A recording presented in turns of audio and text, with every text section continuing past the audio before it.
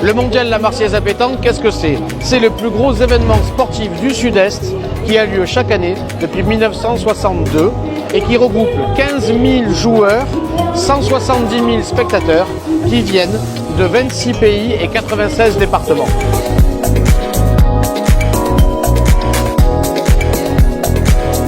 On va assister à une superbe finale, on va se régaler. Un super match, impeccable. Il y avait le soleil, il y avait de la joie, il y avait du jeu. Le jeu traditionnel, c'est le jeu de longue, ce qu'on appelle le jeu provençal. Et en 1907, il y a un des trois copains qui jouait, qui s'appelait Jules Lenoir, et qui est devenu handicapé.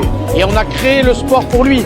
C'est pour nous une fierté d'accueillir à Marseille ce mondial de la Marseillaise. C'est l'occasion d'être à Marseille, la capitale mondiale de la pétanque. On sait que dans cette ville, il y a des amoureux de la pétanque depuis des années. Ce concours permet de réunir les amateurs, les professionnels, tout le monde peut se rencontrer. On est dans une ambiance conviviale et familiale.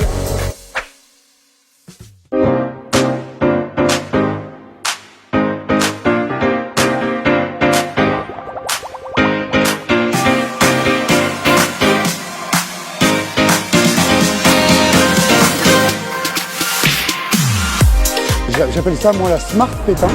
C'est des mini-boules surtout, vous voyez, qui font 33 mm de diamètre, 60 grammes.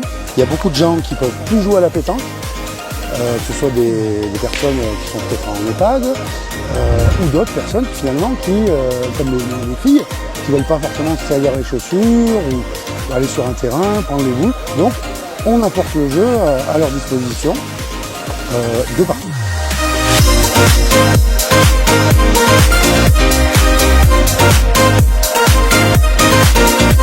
Le S13, c'est énergie solidaire. 13, avant c'était l'entraide. Et moi, je suis l'ambassadeur du sport dans cette association. Je développe le foot en marchant pour le S13. Je suis président de l'ASC Vivo Sauvagère, petit club amateur marseillais partenaire de l'OM situé dans les quartiers est de Marseille. Et aujourd'hui, je suis venu honorer l'invitation de mon ami Pierre Guil, président du mondial La Marseillaise à pétanque. Donc on a 4 sites en ce moment. On a Molégès, on a Aubagne, Saucé-les-Pins et Bouc-Bel-Air. On fait du foot en marchant, bien sûr, sans contact. Et c'est avec des petits ballons qui ne volent pas. C'est très amusant parce que les gens retrouvent un plaisir de se retrouver ensemble. Ça permet à des rencontres fabuleuses et à des gens qui peuvent revenir faire encore un petit peu de sport. On accueille le monde entier et on est fiers d'accueillir le monde entier. Alors Vacances au Lagrange, c'est un opérateur de tourisme durable et social qui gère des établissements de vacances. On s'adresse à des populations plutôt sur le secteur enfance-jeunesse sur une partie et sur le secteur famille sur l'autre.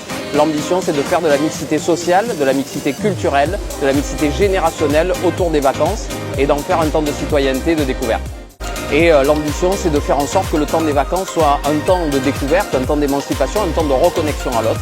À la fois des activités sportives, des activités de découverte des territoires, bien sûr. On va rencontrer les populations locales, respecter ces territoires. On soutient des équipes, on soutient les joueurs voilà, pour faire vivre cet événement et lui donner le plus d'ampleur possible. Voilà, donc c'est l'accessibilité au sport. Je pense que c'est des valeurs qu'on partage tous ensemble.